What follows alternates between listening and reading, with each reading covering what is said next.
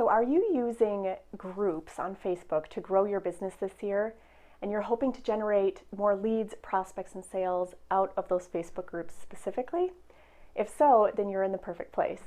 I'm Adrienne with Build a Life by Design, and today I'm going to walk you through some of the key differences between a traditional Facebook group and a challenge Facebook group. These differences are really important because they can make a huge difference in how many prospects and sales you get, because you do need to treat them differently. So today I'm going to take you through 5 tips that can help you to absolutely maximize what you're able to accomplish through using Facebook groups.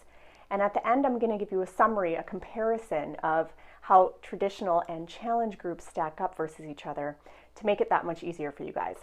Now, if you stick around to the end, I'm also going to direct you to another video that digs even deeper into social media, talking about the posts that you make inside of these groups so that you can really make the most of every single post and not be spinning your wheels or wasting time or getting frustrated.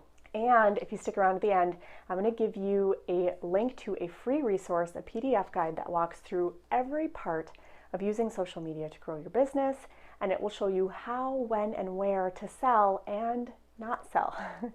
That's important too. So be sure to stick through to the end for that. Tip number 5. Facebook groups, traditional groups, don't really require a high level of interest or commitment to get in. So although these people are more committed and more interested in whatever it is that you're offering than the people on your just regular newsfeed or your regular friends list, they are more interested than them. But they're not highly committed. They really didn't have to give up anything to get into the group. They didn't pay, they didn't have to provide any information. They just kind of found their way in there. And so for these people, they may or may not pay attention, right? They're just not super invested in what you have going on. They're curious, but they're not serious yet. But you can get them there by sharing really great value inside this group, educating them, inspiring them, entertaining them, and capturing their interest. So it's a great place to kind of screen some initial leads. Like, chances are anyone coming into a traditional Facebook group is a lead. They're at least minimally invested in what you have, but they're not yet a prospect. They haven't necessarily raised their hand to say, hey, I really, really want what you have, or I'm a buyer, or I'm ready, right? They're just curious. They're kind of like looky-loos, right? So for these people, it's great to have leads, right? Leads are fantastic, but they're not yet prospects or buyers, and you really have no way to tell how serious they are aside from watching how much they engage with you in the group, right? The people who are engaging a lot, they probably are ready to take the next step, which brings us to tip number 4. So that is the perfect time to invite them to a challenge group. Now, the difference here is that in order to get into a challenge group, people have either minimally given you their email address at a minimum, or have even paid a small amount of money to be in there. Now, you're not going to be able to charge high amounts for someone to join a challenge group, maybe just a couple of dollars, right? But it helps to screen out the curious from the serious, right? If they're willing to at least give their email or at least pay a couple of bucks, they have now raised their hand to let you know that they're not just a lead, they're a prospect, right? They're an actual sales prospect.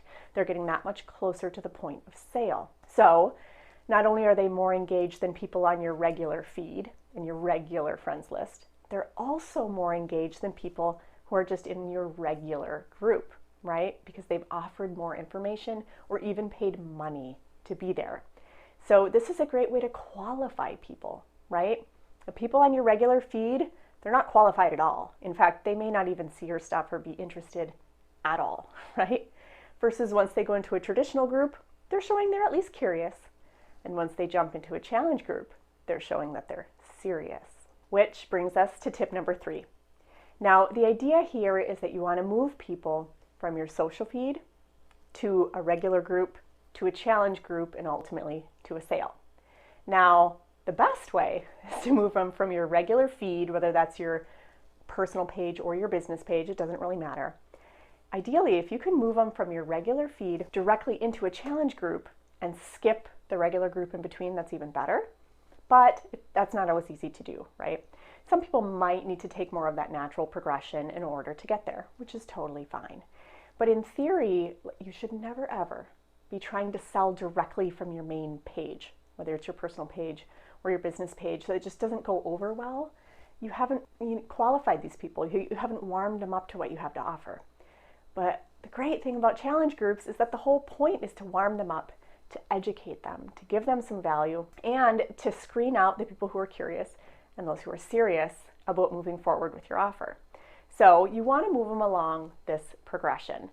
And that brings us to tip number 2. So of course, the main benefit of having a Facebook group, and specifically a challenge group, is that these people have shown you that they're not just curious, they're serious, they're very interested in what you have to offer, and chances are they're ready to buy. And in a Facebook challenge group specifically, at the end, you should make an offer where people can make a purchase if they liked the value that you gave them. But that's an important part of the equation. You have to give lots of value throughout the challenge for them to feel like they got a little taste of something they want more of, and then they'll pay to get more of it, right? So whatever your offer is has to align to the content that you've been sharing all along throughout the challenge. It all has to be congruent or to match, right? You simply want the content to match. Whatever drew them in, whatever captured their interest, whatever got them more serious needs to be related to what you offer to them at the end.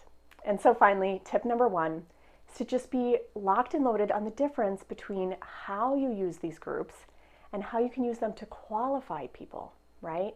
So both of these types of groups can be used to build your personal brand. Build yourself up as an authority figure in whatever it is that you're educating people on, right?